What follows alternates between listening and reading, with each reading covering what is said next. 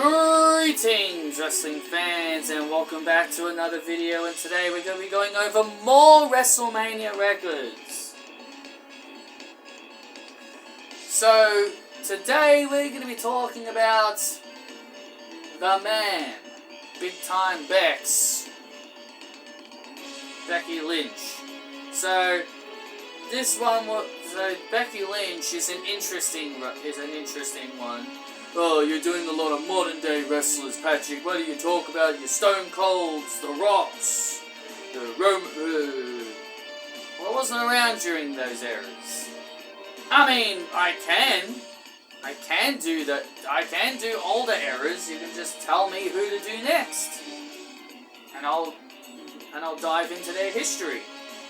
It's not my fault that I'm choosing modern day wrestlers, but. So Becky Lynch's WrestleMania debut happened exactly the same as Charlotte's and Mercedes. All three debuted at WrestleMania 32. Now, I already talked about this in the Charlotte video, so you already know the result here. If you haven't seen the Charlotte video, be sure to check that one out. So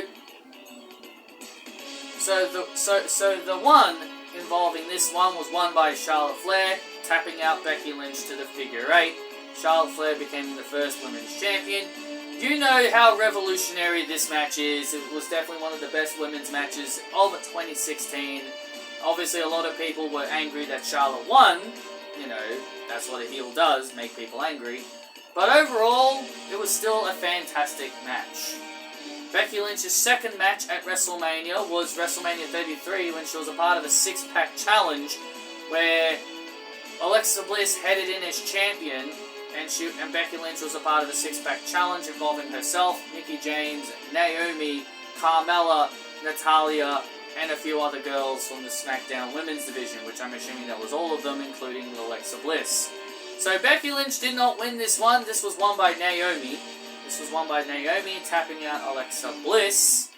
I will always say Naomi winning this one made a lot more sense to me, because it just felt right. It just felt right for Naomi to get her moment, not only in her hometown, but to become the champion. WrestleMania 34, Becky Lynch was on the pre-show, the only time she will ever be on the pre-show, alongside Bayley and Mercedes as well. And again, she lost this one to Naomi. This was the WrestleMania Battle Royal. Naomi won that Battle Royal. So there you go. Naomi just won 2 WrestleMania matches involving Becky Lynch, and that was the only time she would be on the pre-show as well, which good. You know, someone like Becky, Bayley, and Mercedes really shouldn't be lingering on the pre-show, but it's whatever. So basically, Becky at this point is now 0 losses and 0 wins to 3 losses. But that all changes at WrestleMania 35, where also talked about in my video about Charlotte. She won the triple threat involving Ronda Rousey and Charlotte Flair in a winner-takes-all for the Raw and SmackDown women's titles.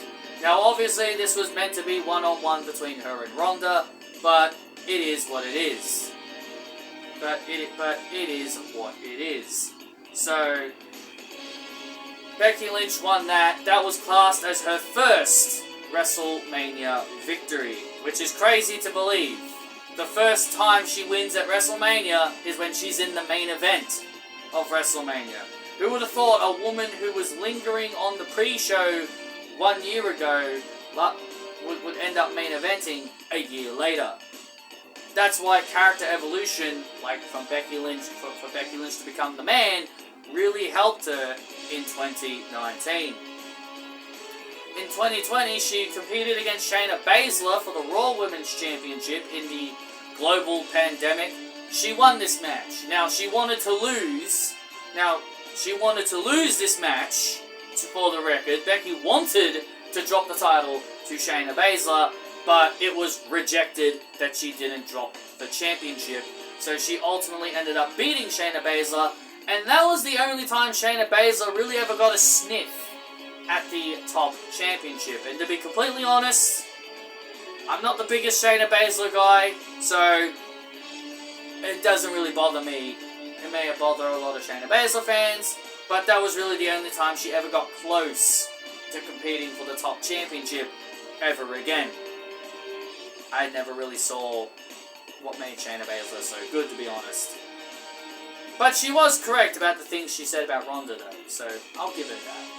So, Becky was not a part of WrestleMania 37. I don't think she was. I don't remember her being a part of WrestleMania 37, because I know the title matches at the time was Bianca and Mercedes in the main event, and then you had Rhea Ripley and Asuka. So I can't remember Becky being involved in that WrestleMania. Be sure to correct me if I'm actually wrong, and she was a part of that WrestleMania. I just don't remember her being a part of that Mania because she was still pregnant at the time. Then WrestleMania 38, she was a heel, and she battled Bianca Belair.